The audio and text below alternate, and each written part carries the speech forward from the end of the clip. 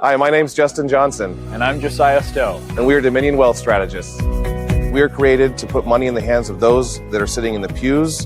From budgeting to estate planning, savings accounts, retirement planning, life insurance, and a heck of a lot more here at Dominion. That means that you are leaving an inheritance that passes multiple generations because that is the legacy. It's part of our mission.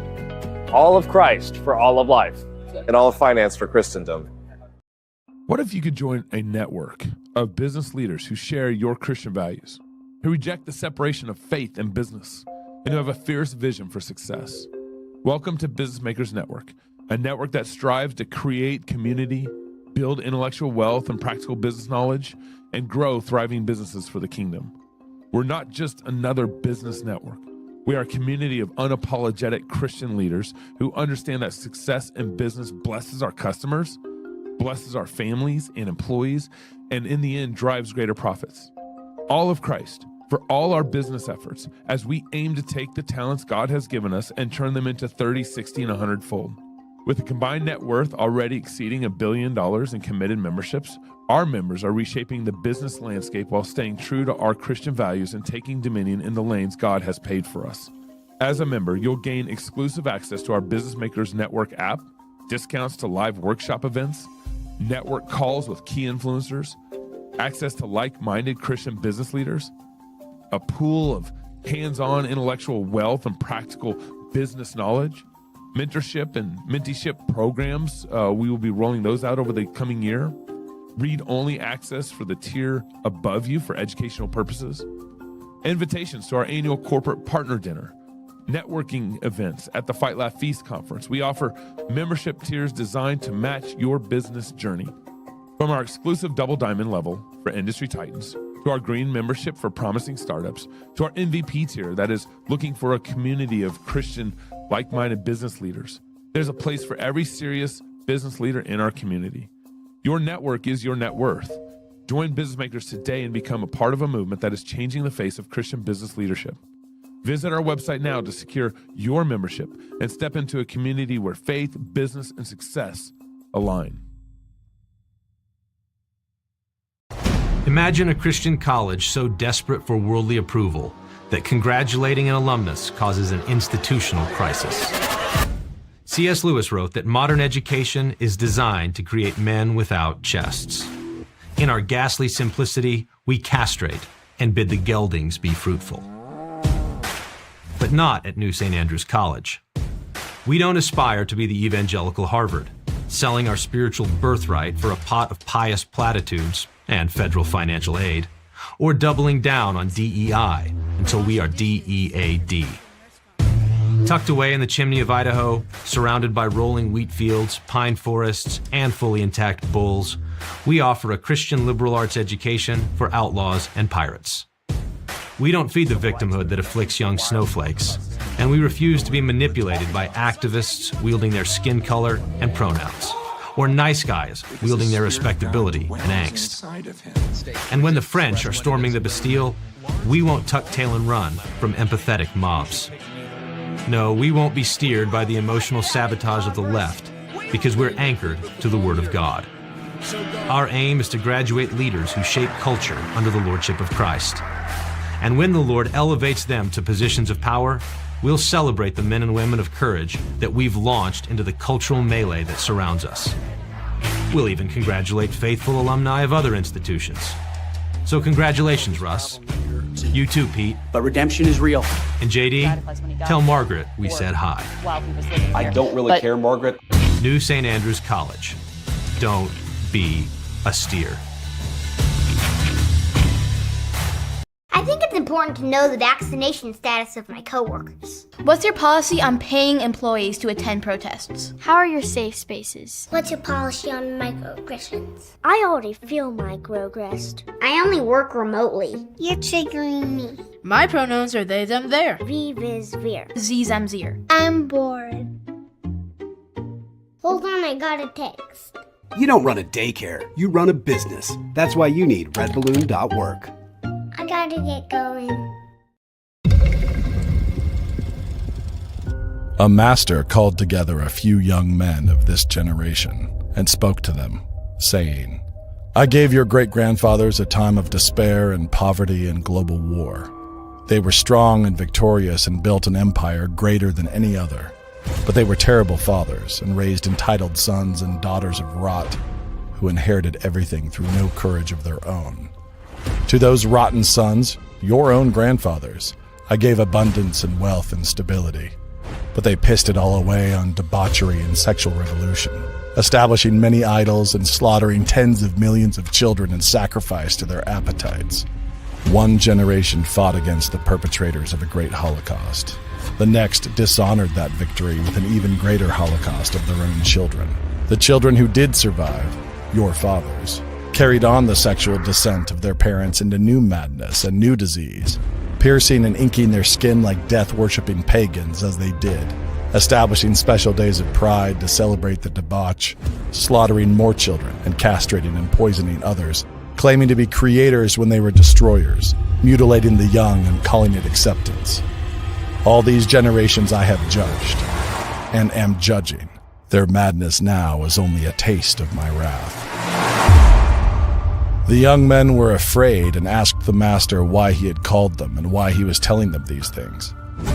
Because it is now your turn. I am giving all of this chaos to you, he said. Your inheritance is a world of crumbling false gods crowded with blind and mad worshippers. I am entrusting you with a world of empires built on cracked and heaving foundations. The time of your inheritance is near. You have only a little while to prepare yourselves. Seize this moment of chaos and build me a world of sanity and righteousness. When I return, I will judge what you have built for me. With so much rubble to work with, I expect great things. The master turned to leave, but the young men begged him to wait. How can we do this, they asked. There are hundreds of millions of unbelievers in our nation alone and only a few of us. Their master answered, saying, I am not a hard master. You will have the truth and wisdom if you desire it. And you may each choose one woman to help you. That should be enough. Go now and build New St. Andrews College. Carpe Chaos.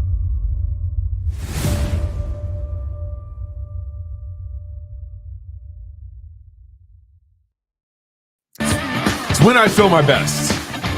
Hey, y'all, welcome to Cross Politics on the Fight Laugh. You just came into a conversation we were having. It's when I feel my best. It's right when I'm dreaming. It's when I'm dreaming about the future. I thought you meant when the show starts. No, it's actually, well, we were just, anyways. I know. Pastor Toby, Talk Knocks, I'm the Waterboy. It's good to be with you guys. We got some really fun things coming up. On Monday, we actually have a live show that we pre-recorded at the Refuge Cigar Lounge here in town. We're going to talk about gold, hallelujah, Bitcoin, hallelujah, traditional. Can we call it traditional investment? Yeah, I don't think that's fair. I mean, fair? Cool. I think he's a pragmatist. I mean, no, I see. At the end of it, I think he landed at just make sure you take care of your family and pay your bills first. Right. That's not pragmatism. Well, I mean, depends on how you feel about pragmatism. It's first principles. Yeah, it's first principles. Yeah. Don't steal. Yeah. Knox didn't get much sleep last night. No, I thought Josiah had a great position, and I think he moved everybody to his position. Woo! Not in every way, but you have to see it. I think that most of the time, Bitcoin and gold guys man, just not right now. We said Bitcoin, and we probably got 90 people that just already commented, and they're commenting and they're sharing and they're tagging all their Bitcoin guys already. So right. Yeah, you're right. And I think I saw a lot of balanced conversation around the topic that you usually don't see when they're set off individually. Right. So it was nice to have everybody together to say, well, kind of. So we're all incrementalists. That's probably the right. I will say this. I think that there is the Bitcoin guys, the gold guys are looking at reality, looking where things are and saying there's no way things can continue like this. And so they are looking into the future to make plans about what happens when this goes kafritz. Historically is what they're looking at. Goes what? Kafritz. Kafritz. Yeah. I love it. And everybody, and I think Josiah is looking and saying, until it does, this is what you have to work with. Play in this sandbox until somehow this opens up, right? Yeah. And so it was a balanced conversation. The point is, which I hate that word. I thought it was a fun show. Make sure you check it out on Monday. And I wanted more blood. Bring a cigar to it. Yeah, we had it was. Yeah, wanted more blood. I did. I wanted more blood because I know these. I know. That's what happens when you're in a cigar lounge. Everybody starts chilling out. You're like, yeah. You know what? That's actually a really good point. That's really a good point. Everybody needs to have their fights in cigar lounges. And there was no scotch. That's I know. right. That was very sad. Yeah. But I did have Dr. Pepper with my my cigar, which is enjoyable. My ad screen just went away. I don't know what I'm going to The tell you Lord about. didn't want you to read any I'm going ads. to tell you about Amtech. It's back. It's coming back. Can I talk about Amtech? You got yours on YouTube? Let me tell you something, bro. This is Toby legit. just pulled it out like a real man. Yeah. That's because I don't want Pastor Toby just run around with a gun because we do that. I'm like, bro, come on, just take a knife. But yeah, I'm gonna tell you something. I don't even do fixed blades. Yeah, I like having something that can switch. I got my front. Well, he won me over because if you need a blade in a fight, you can't just pull out a Swiss Army knife. Yeah, so That's true, Gabe. That's why I like my front and blades. Unfold it. But I really enjoy this. It's very sleek. It fits into my pocket. I actually want the 5-inch one that he's talking about. I'm like, I think I'm going to get that. But that one. won't fit in your pocket as well. Well, I don't know. This is so sleek. I want to figure out like, what can I fit in my pocket? Yeah. But I can just throw it in. Can't take it to the airport. Slips right in, and I can get access to it so quickly. You can't take it to the airport. I know. Yeah, I know. So I could. I could. I think Check that's the his $600 knife. Yes. The material that he's working with is amazing. But you know what? It's worth the balance in it is fantastic. Yeah. It's worth every penny of it. And I just want to say I We wasn't don't here even need when to I read gave the away. I plug, just want to say thank apparently. you. You should just go get you one. The blade is sharp. I'm very pleased with it too. I've been wearing it since he came into the studio. I forget that I have it on. I forgot his first name, but Mr. Rapier. Yeah. You know, and God gave him the Bill. perfect name. Bill. Yeah. Yeah. He's the owner, designer, former Navy SEAL. Former Navy SEAL. Yeah. Entered the Army, kind of like a lukewarm Christian. Yeah, and Navy SEAls are not Army. Came out, But that's okay. entered the Marines. I'm not just kidding. Oh no! Joined the Coast Guard. Yeah, joined the Coast Guard. He was ROTC, and oh man, we just defended. But everybody. What I was trying to say, entered the Navy and was kind of a lukewarm Christian, but by the end, like his faith in God was stronger, which is interesting way to go into the Navy and come out. Yeah. Well, I'll tell you this much: he made an excellent knife. And after I saw you guys on the show with it, I was like, man, I wonder if I'm going to get one. When I got it and pulled it, I was like, oh. Now that's a knife. Well, and the cool thing is, that's a knife. You think this is a knife? That's a knife. He also sends with all his knives. He sends a training knife, that blue knife that comes with the kit. Yeah, my kids have been learning to stab each other with it. Yeah, they love that blue knife. They love it. They haven't cut each other yet. Yeah, but they're practicing with so it. So you get some good hands on. Anyways, go to what's the website? I'm trying to find it. There's a training Amtech, site. We got a website we can bring up. Training. There's an Amtech training, and I'm searching for Amtech now. Just to Amtech knives. I think it's Amtech knives. Like the worst ad ever, but yeah, because AmtechBlades.com. There we go. Amtech What's the code to put in if you want to buy a knife? I think there's a discount that comes with the code. It doesn't say it in our show notes. I have no idea. They got the tyrant knife. That's so nasty. Here we go. Make sure you put in your code, your coupon code, crosspolitic, all lowercasing, crosspolitic, for 5% off any blade. That's Amtech Blades, AMTAC Blades.com. AmtechBlades.com. And look at the tyrant. I mean, the tyrant is, I'm looking at it right now. It's beautiful. Toby, should I go ahead and read the other ad for you? It's designed for the ground up. Tyrant, maximum concealability. Tyrant, ease the of big deployment. one? It's a little bit wider. Oh, what did he give us? The Northman. The Northman. Yeah. Yeah, I got the Northman. Yeah. That tyrant looks nice, though, boy. He put your initials on yours too? Yes. Did you see it? Did you Yes. see the little I looked at every inch of that knife. It was fantastic. No, I've been carrying Great it ever craftsmanship. since, and I'm very, very pleased with it. I've been using it regularly, actually. Really? I mean, I carry a pocket knife ordinarily, but I just wear this now, the fixed blade. Yep. And I've been using it just like I use my pocket knife, regularly, and it's been fantastic. Yeah. Do you want me to read? Do you have the ads? Because I can read the other ad. No, I was just going to make it up. Okay. Bonnet Music. Yes. Bonnet Music Academy. You know what? One of the most important thing is that you do every week? Go to church. And you know what the most important thing is you do at church? Have communion. You listen to the band. You sing. Oh. You gotta sing. There it is. Look at that. Just came right on. Look at that. You start saying it, and it finally is like, okay, It's come coming. on. It's coming on. So if music is taking up most of the most important thing you do, we want to know how musical is your home and your kids' curriculum. Bonet Music Academy teaches live music lessons in Moscow, Idaho, and online, currently serving 28 states. At BMA, Bonet Music Academy, we teach music as a language, and that means you get voice and instrument training. This helps each student get really good at reading, learning, and practicing all kinds of music.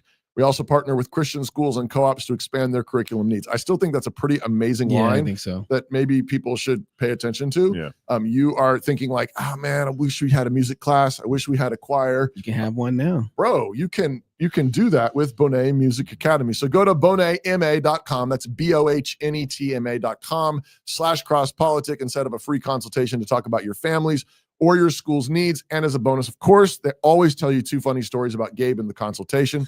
So tell Siri to make. I'm just gonna call. I'm just gonna be like, hey, this is Bob, and we'd love to hear the 2 stories about change Gabe. your voice slightly. Yeah. So tell Siri to make a reminder to go to bonetma.com/crosspolitic. That's BOHNETMA.com/crosspolitic and schedule a free meeting today. So good. If you haven't yet shared this show, we would appreciate it if you would hit that share button, smash it, mash it. Tag a friend. Yep. Today we're talking news, and we got beer and Psalms. Yes. Coming up. I just want to go straight to the beer and Psalms. I'm just going to be honest with you. We're talking about Psalm 33. This is what we're going to talk about. That the point or the topic we're going to talk about, not necessarily the news, is actually, I think, really important to me. It kind of got me a little fired up when we were pre-show talking. It's always fun when Gabe's a little fired up. Yeah. So, but first, okay, we got a drawing. Oh yes. Easter. It's the Easters. Yes. We've been promising. What are we giving away for first? the last month that we were going to do a giveaway of these hats that are sitting here in front of me. Can you see them? There we go. All right. So we got these 3 hats. We're giving away this F47 hat. Yep.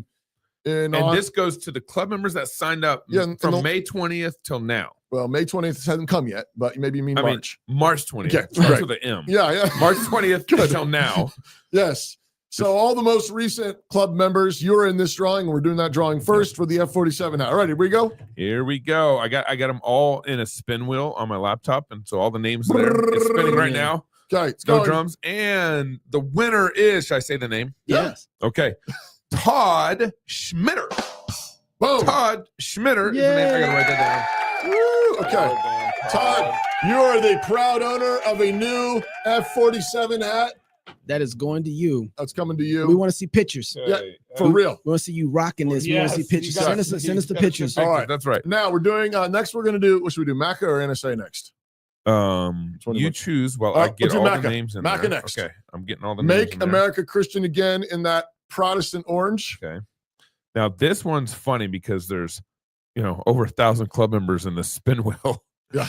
And so, all right. So the first one's Maca. Yep, Maca. We're doing Maca. Is it spinning? Hang on. I'm getting the names loaded in the website. Okay, here it goes. Sorry, there's a lot of names here.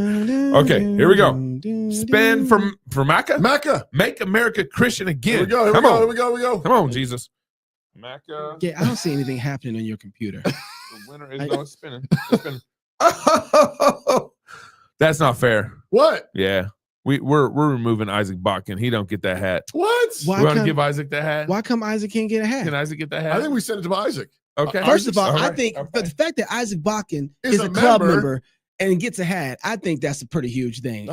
Be like Isaac Botkin. You know what I'm saying? Yeah, that's encouraged. How come he can't get a hat? Okay. And now, if you want to send, just for the record, we stood up for you. Yes. So and thank you. Like we would stand up for any club member. That's not favoritism. Gabe's got his finger on the wheel. And he's like, no, they can't have it. Just he's already kitted out. Yes, no. All right, next one. The kind of gear, St. Andrews. the kind of gear that Isaac has given us. And you gonna stop I feel like we could give him a hat. That's true. That's fair. All right. Okay. Now for the NSA. NSA. Old school. Oh, Adam Holdorf. Yeah. Adam Holdorf. Hey, we appreciate you all. Yeah.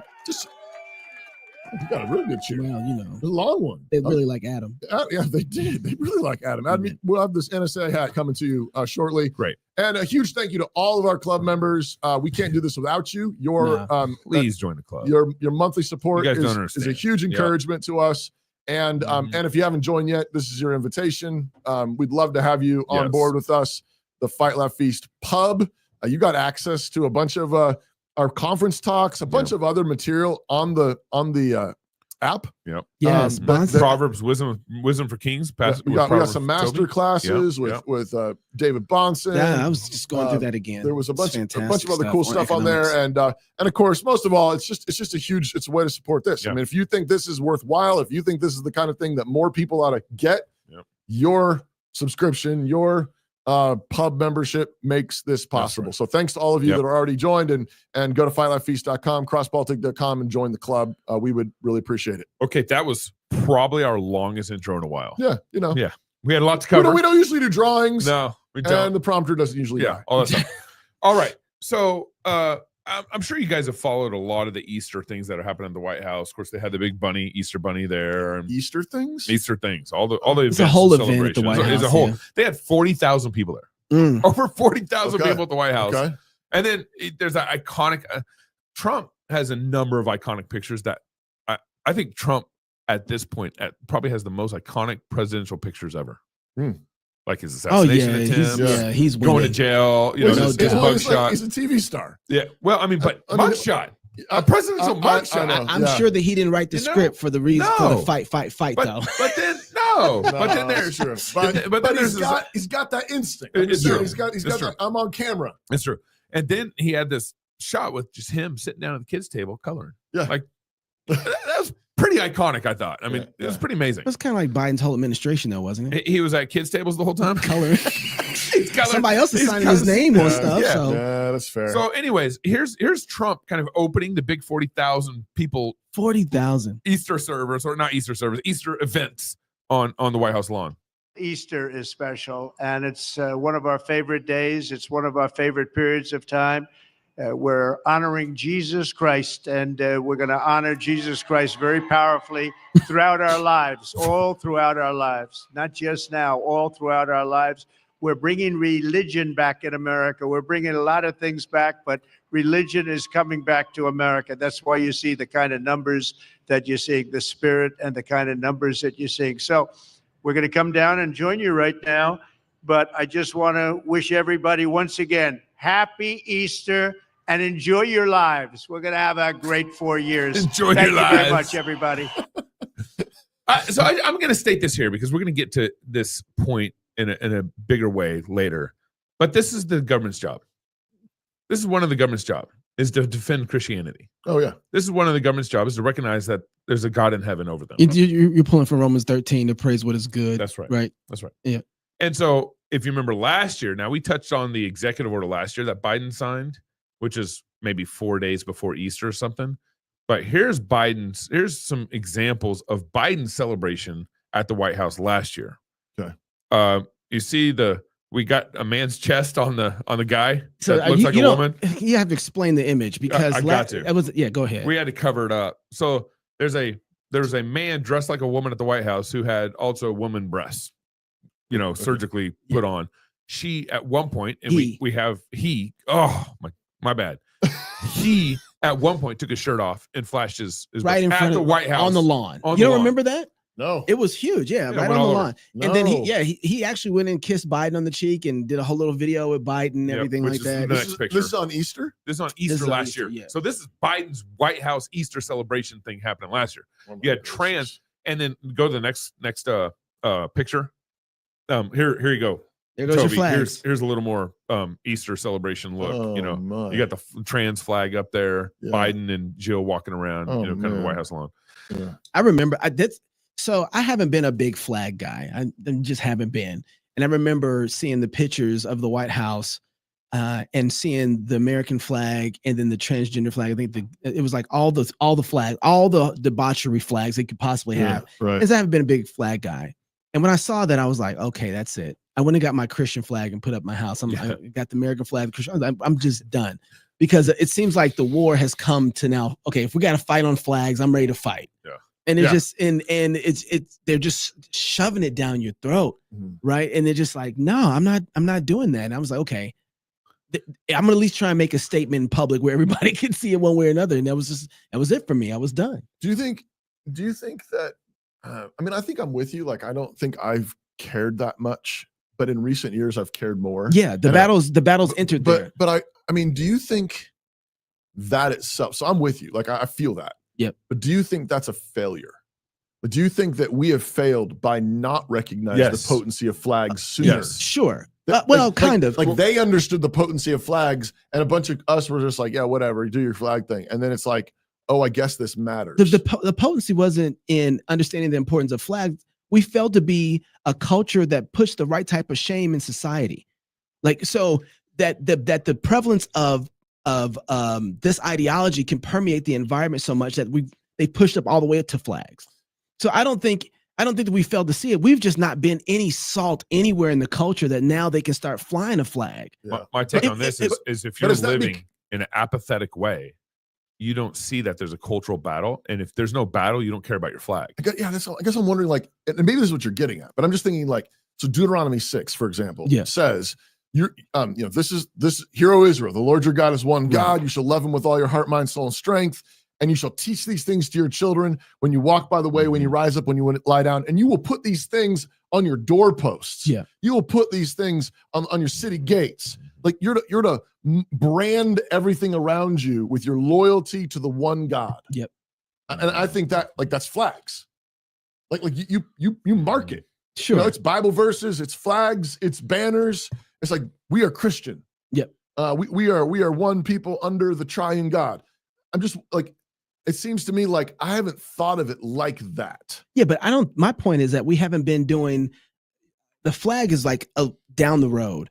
The binding them. Is it? I guess is what I'm asking. I think it is. But because he says you need to mark everything with your love of God. But my point is we haven't been marking it at all. That's my, okay. All right. So I think we're talking about the same thing. The flags are so far down, it's like, now we'll mark it. Now, and so, but we're not marking the scriptures. We're not marking the Bible verse. We're not marking the theology bleeding out through our fingertips. Right. We're still arguing about whether or not the first table of law should apply to the federal government with other Christians. I'm not arguing that. Right. You know what I mean? Like that's, so then we've already lost the argument when we're just saying, okay, it's just a second table. Right. Right. So there's a lot of theological positions that haven't even been permeated in our families, in our churches, in our societies. And they've just been taking that ground ahead of time. And then it ends up at the flag. And that's where the battle starts. It's like, and maybe we're just saying the same thing from slightly different angles. I don't know. I'm just going to be like the Bitcoin guys. But but I wonder, like, I guess I'm just saying, like, God says the American flag should have been the only flag that needed to fly as a Christian flag, right? This is a Christian nation. Yeah. This flag represents the liberty that God has given us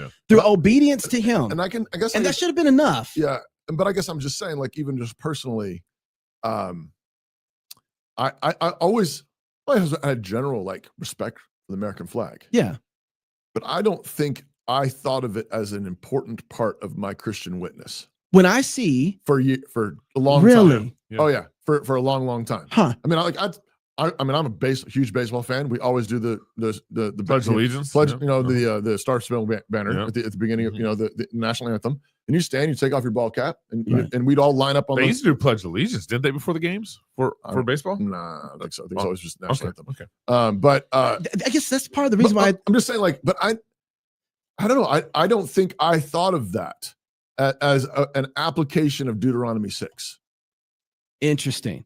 And so what I'm saying is, I think it was, we had retreated. We had left the public square unmarked. We left it as a naked public square. Oh, in a certain way. And I know that, like, there were flags there were American flags there, but it was like we retreated in terms of claiming that as these things are terrible. They don't stay on. But it's like we didn't claim it as this is our claim of our Christian heritage. I think we've let them redefine it and suck all the meaning out of it in the same way we did with a lot of our monuments that we had in America. We let them redefine all of it so then they can tear them down or do to them what they wanted to do. And so America became neutral in one sense. Right. And the flag didn't represent. So when I see a flag, that's what I mean. Like we abandoned the public square, didn't think of the potency of these symbols. And so then they just rushed in and filled it. Of course. And so now then you have to fly a Christian flag along with the American flag, and you shouldn't have to do that. Yeah. Right. Yeah. Because it should be that. So when I see a flag from another nation, I immediately think about the religion that's ruling that nation. So when I see an Iranian flag, I'm thinking Islam. I know what comes with that flag. And probably Iranians see the American flag and think Christianity. I would not anymore. Western Christianity. They look at it the same way now too. I think they still think of us as infidels. Yeah, well, of course. But I think people of the book. But they know we've been overrun, which is why so many of them are over here. Yeah, we're like the last standing. I think it's like Deuteronomy 28, where it's like their God isn't with them anymore. Look at them. Yeah. They can't even have babies. They kill their kids. Right. They're led by women. We're in danger. They don't even get people to come into the military and want to join the military. Yeah. Like Joe Biden, their president, wasn't even hardly alive the last They 4 want years. trannies in the military. I mean, they've been looking at us, and this is where I think, look at Russia. Russia has been able, and Putin has been able to look at us and say they're weak. And he knew that, which is part of the reason he did what he did with the military, with and the ads Ukraine, and all that stuff, right? Like, look at the military ads. There is no strength in them. And so I think that they've been able to make that through Until us now. And so I think this is what's so interesting about what Trump is doing, right? I think he's part of the numbers that he was talking about, in that he's like, the numbers are going up. Before he started, what did he mean by that? Yeah, he's talking about the military numbers. He's like, we have some of the highest recruitment numbers now. Right. That, you know, I saw a chart that said that in every branch of the military has exceeded recruitment goals. Yeah. Wow. And they were tanking. I know. They were badly. Super badly. Yeah. But I guess I've always looked at the American flag and thought Christian. I haven't, in my head, I've always thought that. Yeah, I don't think I have. Yeah. Interesting. I thought Patriot. Yeah. You know, I've thought America. I don't know. I mean, I don't know why, but I'm just like, it wasn't until recent years. Now, I would say somewhere probably around 2020, maybe a little before, I actually did start thinking more consciously. Like I made a point, like I want an American flag on my house. Yeah. Yes. Because 2020. because as the leftists were encroaching, as they were flying their rainbow flags more and more in the late, teens, 2000 teens, right. and kind of pushing that pride thing, I initially pushed back with just American flag, because if you fly an American flag, it was that was the contrast. Right. But I don't know. It's been gutted. And I think we're in the process of taking it back. I mean, I think now, like, I see somebody with American flag, I just like assume like they're probably Christian. Yeah. At the very least, they would say they believe in God. Yeah. At least they're like a patriot of some sort. Yeah. I think that's what's made me so upset, though, is to watch them do that. It's like, you don't get that flag. That's not yours. Right. Like, that's not what it means No. in any way. You can't talk about God, liberty, and freedom and think that what you talk about is any of those things. The pride people. The pride people. Yeah. Right. That comes from Christianity. Right. The God blessing our nation to have a huge economy, God blessing the fruitfulness of our wombs, God blessing the protection that we have. Like, that all comes from Christ. Yep. And liberty that we have comes from Christ. It doesn't come from the worldview that you're projecting. Right. And so that's what's always made me so upset about it, is that they're polluting and corrupting something that is God, that is God given. Right. Okay, let me push this forward. We got this video. This is not what you're really excited about talking about? No. He's excited about something else. We got through it. I was fine. I got your Gabe's point. bored. I got your He's point. like, I got it. Move on. Like, initially, I got it. We're supposed to be talking about something else. I think most of our listeners agree with me. No. So now at the state level, so think about this. What happened? What states pushed back against Biden when Biden was in office? I think Florida. Florida, Texas. Texas. A little bit. That's the only, I mean, yeah. I mean, Abbott had his people were arresting hair salon stylists. He modeled, under COVID. Yeah, under COVID, but he modeled some of the things he did after Florida. It got. I don't think it got easy. I don't think you can underestimate them sending the illegals to the north. That is. I don't think that you can is underestimate true. that political move, and That there is wasn't true. any other. But again, Trump picked that fight. He started that fight, and then Abbott followed. Abbott's a follower like Brad Little. So we're Idaho. Brad Little's a follower. You got something on your chest you want to say to Brad? Obviously. I told him during COVID. And so I can think of one state. But now that Trump's in office, think of all the states that are pushing back against Trump. You got California. You got Minnesota, a clip we're going to show you here in a minute. You got a number of little states that are just like openly pushing back. Let me make this clear. Run the clip from Minnesota. In January and February, President Trump issued a series of executive orders targeting transgender people. One in particular banned transgender girls and women from participating on sports teams with other girls and women. On February 20th, I issued a formal legal opinion saying that the executive order does not override Minnesota's protections against discrimination. In fact, complying with the sports executive order from the president would violate Minnesota Human Rights Act. Wow. That opinion is legally binding in Minnesota unless a court of law says otherwise. On February 25th of this year, Look at these women our in the office background. got this letter from the Department of Justice stating that it would sue us if we didn't comply with the executive order. Okay, Department I'm of not going to Justice. sit around waiting for the Trump administration to sue Minnesota. Oh. Today, Minnesota is suing him and his administration because we will not participate in this shameful bullying.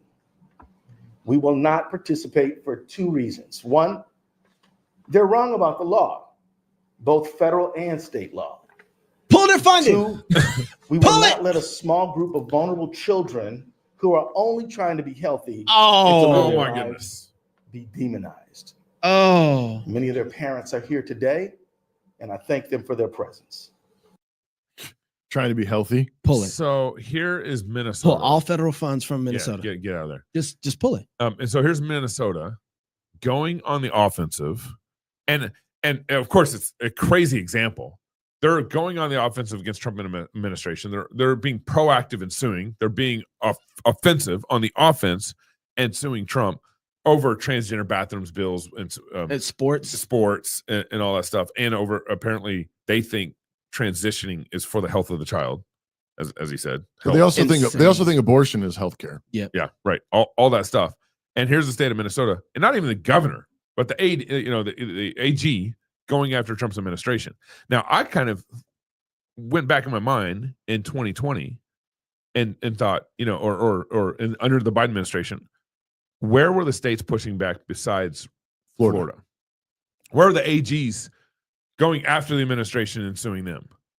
And then think about this. All the easy ways conservative states could have pushed back under the Biden administration. I mean, even Easter.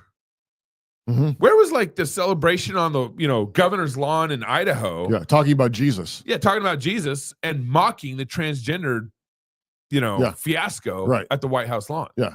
I mean, just as basic as that. Right. We could have been winning. Yeah. But I here we are with conservatives. We just talked about this before the show too. Trump has signed over how many executive orders? It was 130. 130 executive orders Trump has. And Congress has only passed 5 bills out of the House and Senate and put on Trump's desk. Trump's only signed 5. Trump's only signed 5. Okay. It's like, here we are, conservatives. We have the House, we have the Senate, we have the executive branch, we have all these things, and we can't be on the offensive. We can't, we have a real opportunity these next 4 years to make some major grounds given what the Biden administration just did these last 4 years. And we can't, first of all, when we're on the defensive, we can't figure out how to shoot back. We can't figure out how the Minnesota Attorney General, he's getting on the offensive. Right. They've lost all these federal elections. They're kind of in the doghouse. It's like, we're suing. We're going for it. And conservatives, first of all, we have the House and Senate and Congress. We have the House and Senate and Congress, and we've passed 5 bills in 3 months since they've been back in session. 2.5 months. Yeah. 2.5 months. And so I want to connect this, and then we'll get to the point that I want to get to. Play the Pam Bondi clip. The Biden administration engaged in an egregious pattern of targeting peaceful Christians while ignoring violent anti-Christian offenses. The president is right. Biden's Department of Justice abused and targeted Christians. Pro-life Christians were arrested and imprisoned for peacefully praying outside abortion clinics. The FBI spied on traditional Catholics in their parishes.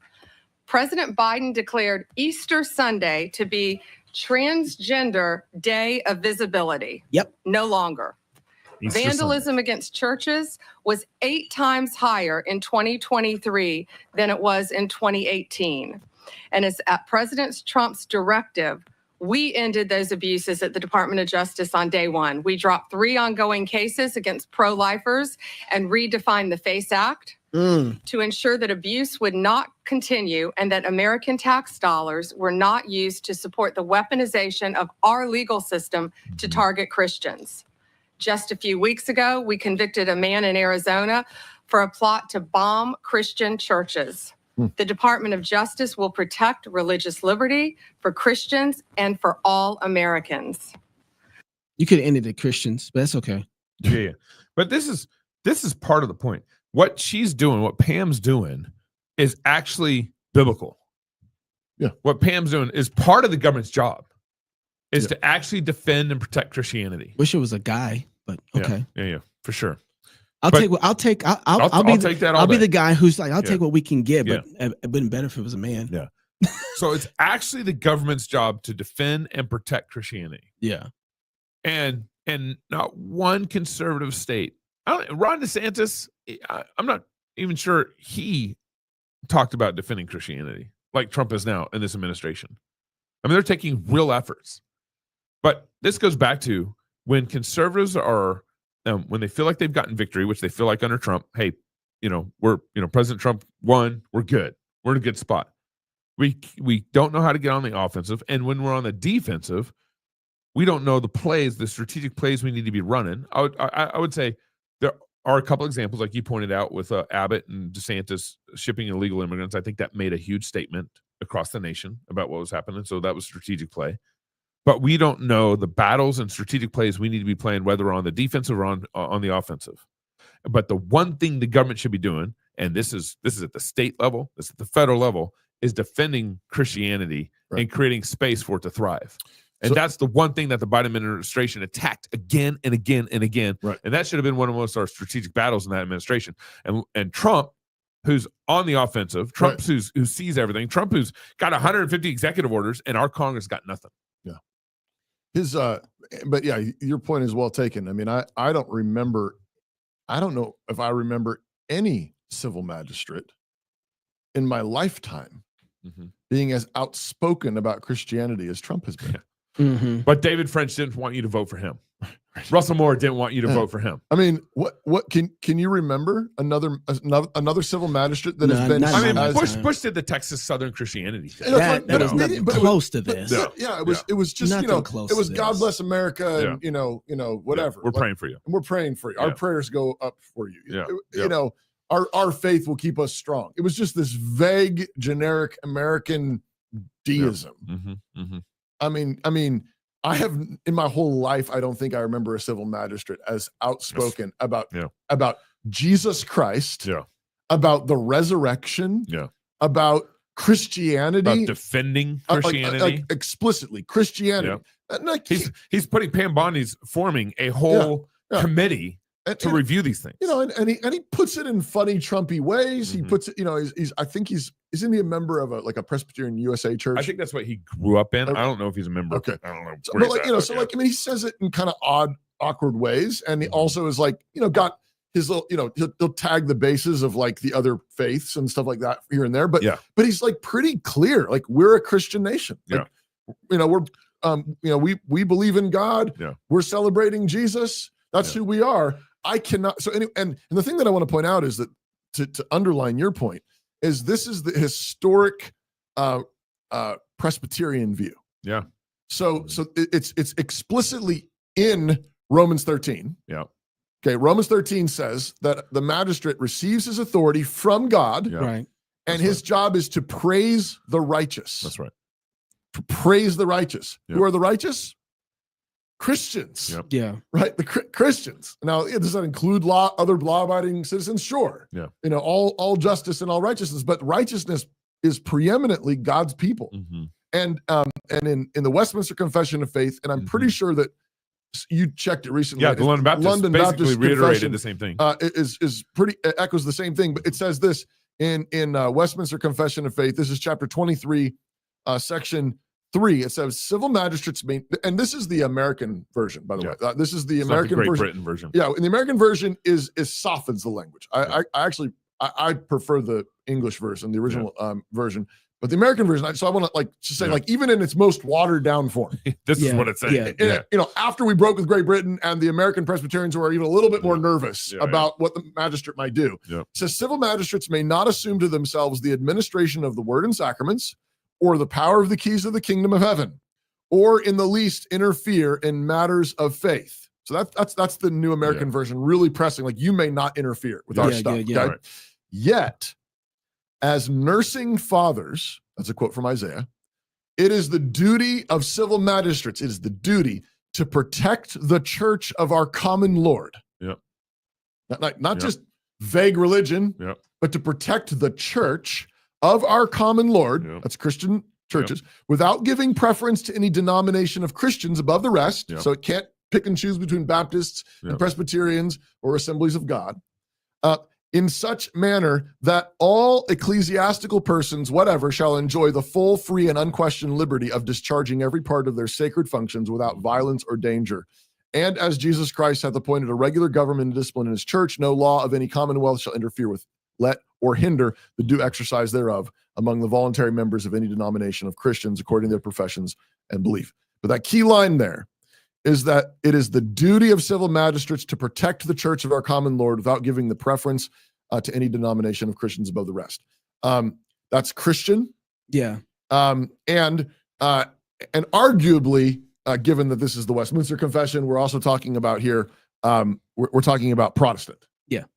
And so it is the duty of civil magistrates to protect that. And I don't remember, to your point, like that's the job of the government, President Trump. Yeah. And your state. It's the job of judges. Yeah. It's the job of police officers. It's the job of governors, city councils, mayors.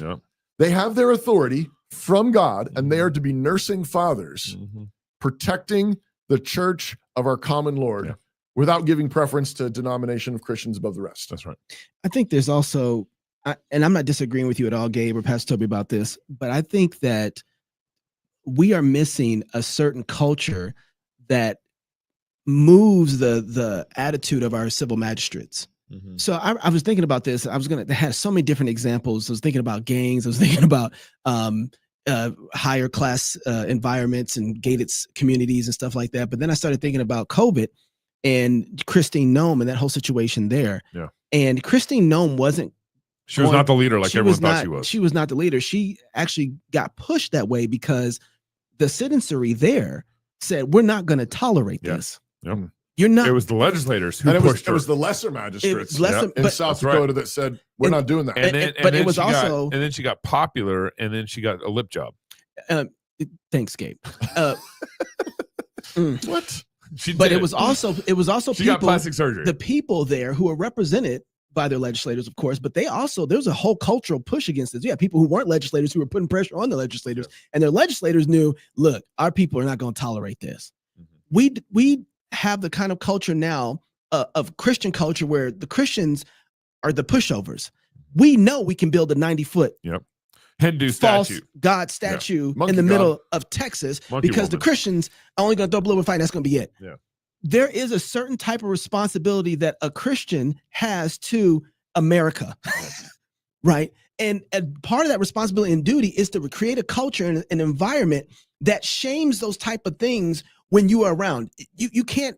Right. There's an uproar. You look, bro. This is our block. This is our street. This is our community. You can't bring that up in here. When you roll, I was in the middle of a community, and these guys used to roll down the street so fast, and they had all these kids playing around.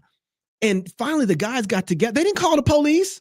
They got together and they knocked on the car and was like, "Yo, let me tell you something. I got kids around here. When you roll through here, I'm going to think you're doing a drive-by if you don't do the speed limit, and I'm going to start shooting." All of a sudden, everybody started following the speed limit. Right? What happened was they were saying, listen, this is the standard that our community, we protect our people. We love our children, and we don't want any of them hurt. And if you're going to be here, you're welcome to be here, but this is how things run here. Yeah, that's right. And I think that we've kind of forgotten our responsibility and duty as when I put my Christian flag up, my neighbors started to be like, well, what is that? What is that? And I told them the story. I was like, look, man, I'm tired of seeing somebody misrepresent what America is. And I was just got fed up, and I put up the Christian flag to let people know that America is a Christian nation, that we have our liberties because of Christ. And if we don't submit to him, we're going to be under. And I had a chance to witness to my neighbors. And then I started seeing my neighbors, all of a sudden Trump signs started popping up. I was like, that was weird. And I didn't even know that they were Trump, but it created an environment and that made room for that. Made room for it. we need to be in such a way where the outside cultural influences say not there because they don't tolerate that. Right. The Cassidy influence needs to be somewhat inside of us right now. That's right. Where it's like we can't put up a statue there because we know it won't survive. Yeah. Right. We can't do these things in this environment, and because we're not acting that way as a society, as a culture that has a real Christian shame put on these things, right? And says no, not here. You can't do your little storybook hour dressed up like a woman here. You can't do that. You can't play in women's sports. That's not going to fly. And when we start doing that, our politicians know, like, even if they're not with us, they'll be like, listen, you can't play with them. Remember when COVID came, Lewiston was insane. Lewiston wasn't going. And they're 40 minutes from us. They're 40 minutes away from us. But them folks, they fought. Them mountain folks, they fought. They ain't play. And everybody said, don't play with them because they ain't going to just roll over. They're valley folks. They're valley folks, yeah. But not valley. I mean mountain and like kind of like valley. They're like, pull your gun on you valley. I mean mountain in the sense when Israel went to war, the mountain folks came out. I know. Those kind of folks. And we've lost that kind of pushback to be that kind of bold to people. The two things, one reminded me of our church community in COVID. That's where I was going next. I mean, when we were, our protest was psalm sings at the men, women, children, strollers. Yeah, we, flash psalm sings, 3 psalms and out. Yeah, and in the middle of that, the city tries to clamp down. Gabe and the Bonets are arrested, and 2 days later, we gathered again. Our numbers tripled or quadrupled. Something. We went from like 200 to like 600. Yeah, 600 or 800 or something like that. And not a police. And people from all over the north of Idaho start showing up. Like legislators and everything. The mountain folk. Yeah. The mountain folk. Exactly. I love them people. Right. They came out of the hills. Them my people. But here's the thing. It's like we had that one showdown where we peacefully sung.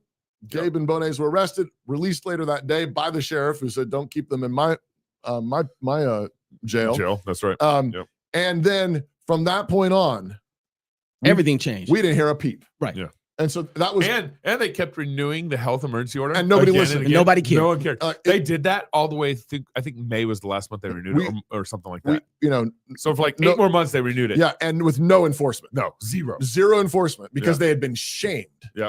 Because it went crazy, it went viral. They got, I'm sure they got earfuls of people that said things they shouldn't have said. Yeah. But it was nevertheless, they were embarrassed, they were shamed, and there was no enforcement at all for the rest of COVID. Yeah. There is that's why I want to point out if one governor would have stood up against Biden but and said, no, this is Easter, this is the Lord's Day. Yeah. This is not tranny day. Yeah, this is the day Jesus rose from the dead. I mean, imagine what that would have pushed back. I agree. Our governors should be doing that. Our civil magistrates, our mayor, they absolutely should be doing that.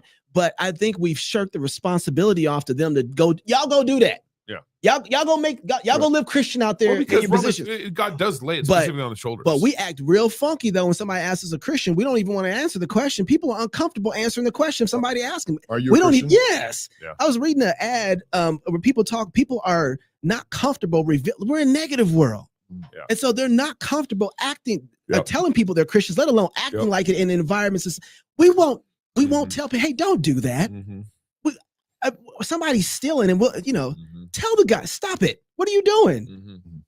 We don't act like Christians on an everyday basis in society. So it's no wonder that our civil magistrate, they are representing. They don't feel comfortable. They know that we're not going to do anything. Yeah. They know we're a pushover. Right. Right. And so but look, it's funny because everybody else try that stuff in Dearborn, Michigan. Right. Yeah. Try that. You know what I mean? Like they know you can't run around here and do that. And we used to have that kind of reality in America where it's like, no, you can't run around here and hit on women. You can't go in New York and beat up old men. You can't just light people on fire. Yep. But because if a guy defends somebody now, right, you might get arrested. You might get arrested and go to jail and then get talked about and lose your whole lifestyle over it. It's like, okay, but you know what? I'm gonna roll with those guys. I'm gonna go that way every time, 1,000 times. Right? That's the way I'm going. And we have to get that kind of boldness back because we can't expect it of our civil magistrates if we're not willing to act like that ourselves about this. And it's not just, I'm fine with the rallies. I want to go to them. I want to be there. I want to support. But there has to be a kind of mindset developed in a man now that when he's in society, I'm acting like a man everywhere all the time as a Christian man. I'm a Christian man. And so some things ain't gonna happen around me, period. Right.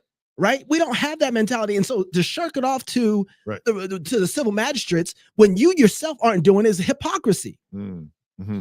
And so I'm with it. Like, yeah, I want these governors to push back, but how many times have we pushed on them? Yeah. How many times have we pushed in our own communities and our own neighbors? And that's why the flag was such a thing for me, because it was like, okay, I felt like maybe I haven't flown my flag yet for everybody. Maybe I haven't done what I was, because obviously the White House is telling everybody we cool with this. And I want everybody to know I'm not. I'm not with that. Whatever y'all going, I'm not going with y'all. So you know what? I'm not even a flag guy, but let me fly this flag. Because I'm gonna push back as much as I possibly can, because I ain't going. Yeah, but I think that's just part of also recovering America's Christian heritage and Christianity. Absolutely. You know, a flag means it represents a nation, and when you carry a flag in society, it means you're ready to go to war for it. Right. And that's something that we've lost, where the liberals know it's a battle. The liberal knows it's about war, which is why they marry the transgender flag with the American flag.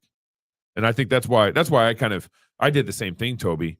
In 2020, I had the American flag. I have a nice little flag setup thing. But I went and got a Christian flag, and I bought this, I don't know, it's like a 10 by 10 or 15 by 10, I think, actually, Christian flag. And then I have this little 4 by 4 American flag right under it, because just to make the point, like, Jesus is Lord over America, and we've forgotten that. I agree with you, Knox. I think the American flag should mean that too to us, but we got to recover that. But because we forgot what it means to fight for America. When you stop fighting as an individual, that means we're fighting the curse. We're fighting Satan and the devil. We're fighting sin. We're fighting, like, if to be a Christian means you're going to have to fight. Whether your own sin or whether cultural sins, you have to fight. And if you aren't fighting at whatever level and gifts, ability that God has given you, obviously first your own sin, and then secondly the battle in your own, city. If you aren't fighting, then I think you're falling into the sin of, like, some sort of apathy if you aren't fighting always. So people don't like fighting because it's messy. Yeah. And it's dangerous. So it can be offensive. As soon as you stand up and you say, we don't do that here. Yeah. Somebody's gonna say, who do you think you are? Yeah. Someone's gonna be like, well, they're a little uptight. They're kind of cranky, and so there's people don't want to step into that. I don't have time for that. I got other things to do. I got to take care of my family. I got a job and all the rest of it. But I do think that is, particularly for men, that is shirking your responsibility. It's shirking your responsibility to take responsibility for wherever you have influence. Wherever you have, you may not have influence in the city hall. You may not have influence in the county courthouse, but you have influence in your workplace. You have influence in your neighborhood. You have influence in your church community. You have way more influence than you think. You have influence in your home with your kids. And you've got to speak up. And again, I think that's a very good point, Knox. You need to embody and model what you want the public magistrates to do. And I think you can be really grateful for how Trump is doing something that, again, I don't know, there's virtually no other civil magistrates doing except for him and his cabinet. Yeah. Taking on anti-Christian bias stuff. But we should be praying for and cheering on our lesser magistrates to do that. And in the meantime, we should be doing it ourselves. Yes. This is Easter. He is risen. He's risen indeed. Amen. We're celebrating Jesus' resurrection. That should be the kind of thing that fills our mouths during this time, during this season. But we should embody what we want to see. I think, and there's always simple places to start fighting, like you were saying, like, and simple places to mess up, of course. Simple places to take some flack. Yeah. And you can think, maybe I could have done it better next. I'll do it better next time. Lord, help me do it better. But it's like you don't win any battles that you don't fight. Right. That's right. Yeah. That's right. That's right. This is just a dumb statement, but really good. That's really good. But it's really true. That's right. 100%. You don't take any ground. Yeah. In a battle you don't show up for. That's right. It's funny how when you start thinking about this, one of the areas they were talking last night at the money debate cigar That's going to be lounge. released Monday. But one of the things they were talking about was like, you got to get your finances right first before you even talk about investing. Yeah. You got to get a certain amount of money stored up before you can put away, because you got to take care of home first. You got to get your debt. You got to get got to get your debt paid off. And it's funny because as we were talking about this, I was thinking about how we are so quick to look at our civil magistrates and punish them because they're not doing what we want. But then we have our kids getting taught by the same people that we're saying we don't want them to be ruling everything, but they got our kids. And so we haven't taken the simple fight right to our own houses to say, you can't have my kids. Now, I don't have enough time and energy to fight everywhere, but I'm gonna fight for my kids. And I'm not gonna let you teach them. I'm not gonna let you educate them. I'm not gonna let you indoctrinate them. And it's so funny how when you start there, how everything else starts working its way out, because you're like, I need my money. I got to take care of my kids. Yeah. So I don't want the government or the state to be taking my money because I'm training my kids. So can I get my money back? All of a sudden that fight starts going to, what other kind of money are you taking from me that I don't? And it changes your understanding and your way of engaging, where you start doing things in a way where it's like, I wasn't trying to be a mayor. I wasn't trying to be, but I wasn't going to sit underneath the bramble bush and let them rule. I'm going to go and do it myself. I'm not going to sit there. No, I'm going to go ahead and engage where I know, okay, hey, listen, how can we get our money back for just training our own kids so we can train them how we want to? How can I just fight for my kids, right? And when you do that, you develop a certain type of toughness that now when you go to somebody else who doesn't have backbone, you know exactly what to say to them. You know how to engage with them and say, look, try the little things first. Do the little things. Yeah. You know, is this why you think our conference this fall is going to be the greatest Fight Left Feast conference I you've do. ever had? I think it is. I really do believe that. I think it's one of the most important ones, because Gabe is talking about getting on the offensive and advancing. Right.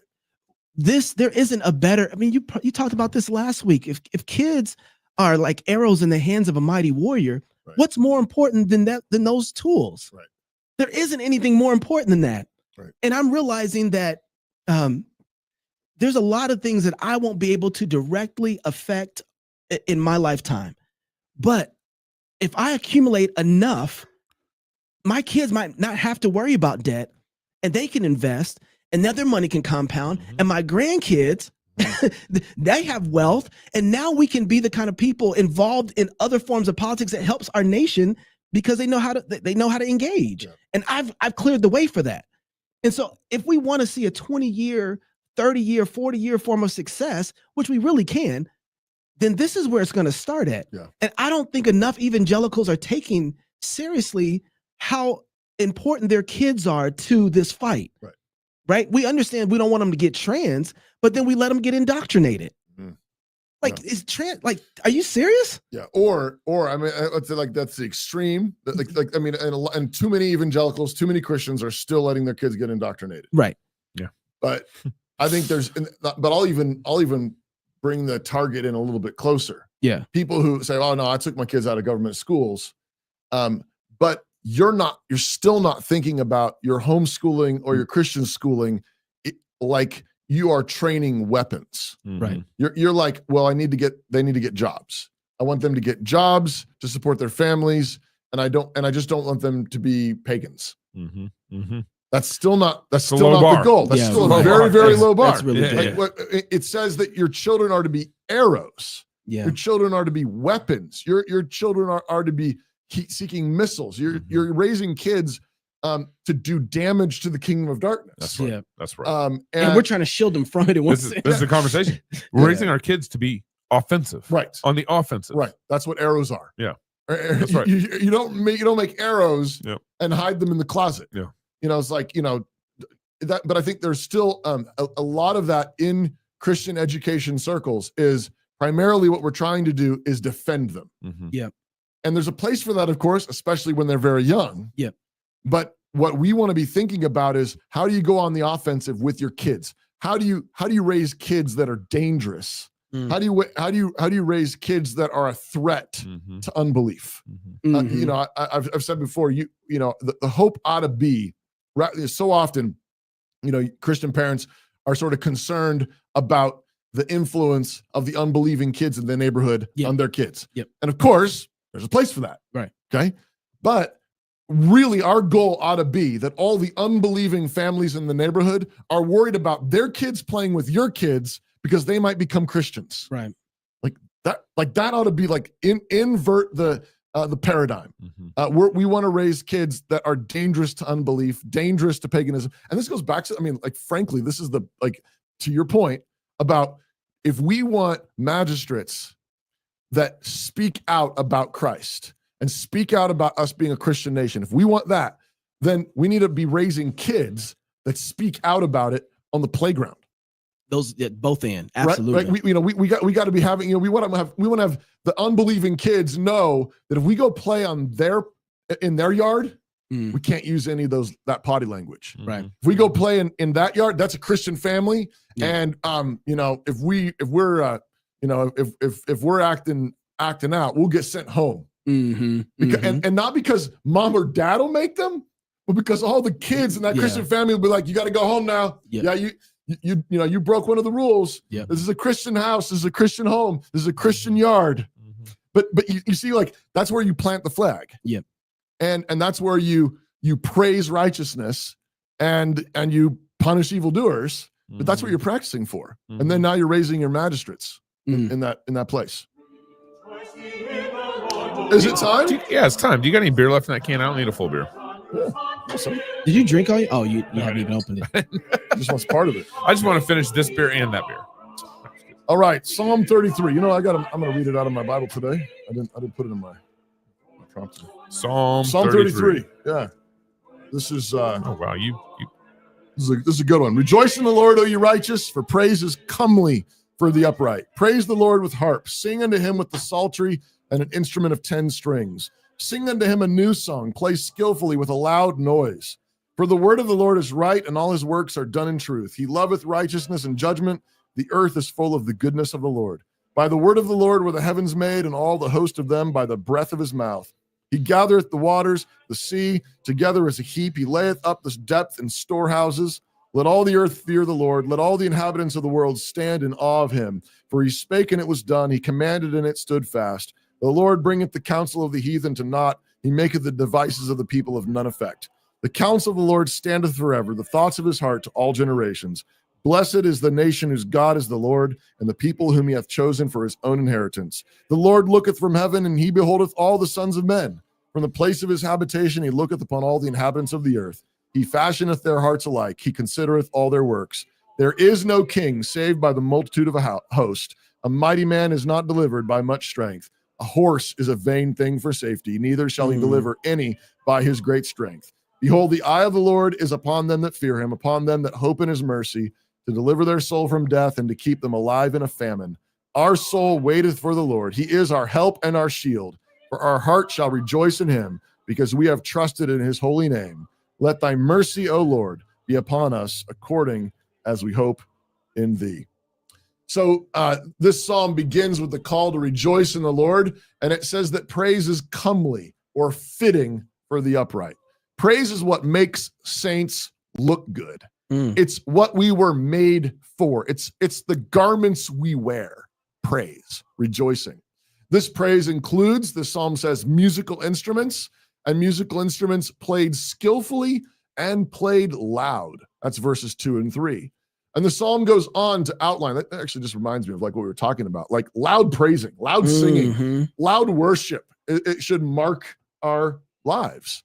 And all this, the psalm goes on to outline 2 broad cases for why rejoicing and praise are the fitting garments for God's people.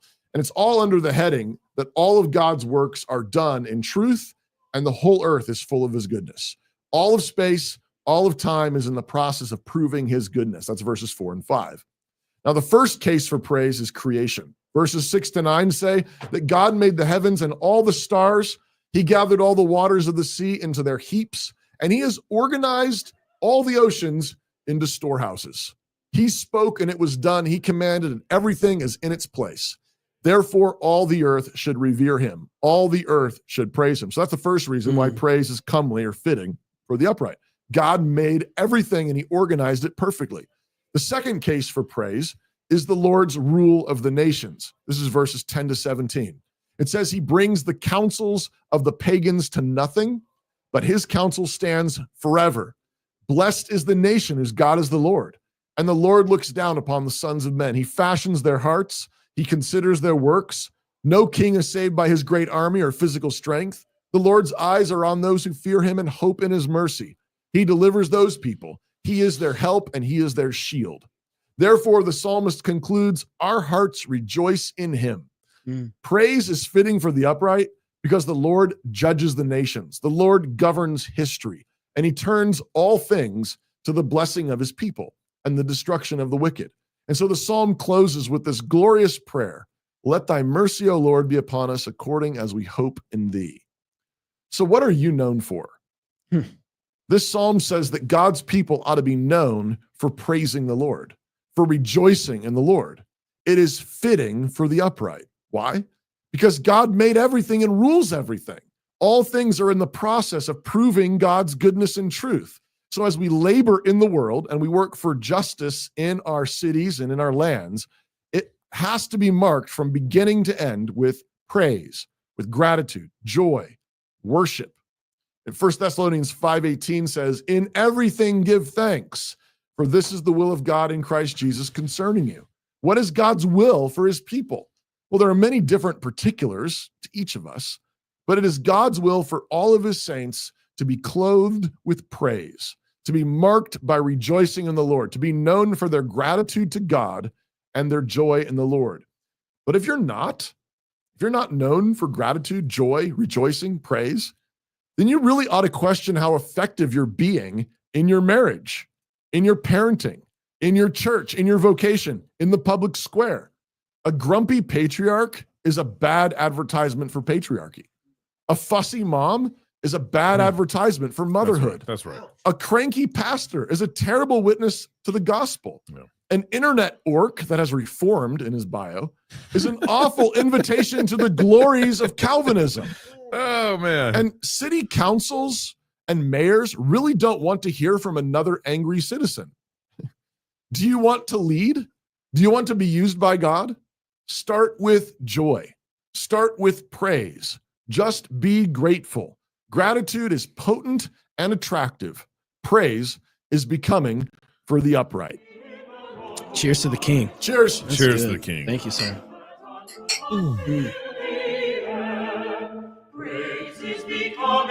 Man, this beer is just That's a good beer. so good. Yeah. Such a good It's a good one. Yeah. So if you're single, get married. If you're married, have you some kids. And if you have kids, go baptize them. Until tomorrow, love God with all your heart, soul, mind, and strength. Love your neighbor as yourself. Go fight, laugh, and feast. This is Cross Politic. Imagine a Christian college so desperate for worldly approval that congratulating an alumnus causes an institutional crisis. C.S. Lewis wrote that modern education is designed to create men without chests. In our ghastly simplicity, we castrate and bid the geldings be fruitful. But not at New St. Andrews College. We don't aspire to be the evangelical Harvard, selling our spiritual birthright for a pot of pious platitudes and federal financial aid, or doubling down on DEI until we are DEAD. Tucked away in the chimney of Idaho, surrounded by rolling wheat fields, pine forests, and fully intact bulls, we offer a Christian liberal arts education for outlaws and pirates. We don't feed the victimhood that afflicts young snowflakes, and we refuse to be manipulated by activists wielding their skin color and pronouns, or nice guys wielding their respectability and angst. And when the French are storming the Bastille, we won't tuck tail and run from empathetic mobs. No, we won't be steered by the emotional sabotage of the left, because we're anchored to the Word of God. Our aim is to graduate leaders who shape culture under the lordship of Christ. And when the Lord elevates them to positions of power, we'll celebrate the men and women of courage that we've launched into the cultural melee that surrounds us. We'll even congratulate faithful alumni of other institutions. So congratulations, Russ. You too, Pete. But redemption is real. And JD, tell Margaret we said hi. I don't really care, Margaret. New St. Andrews College. Don't be a steer.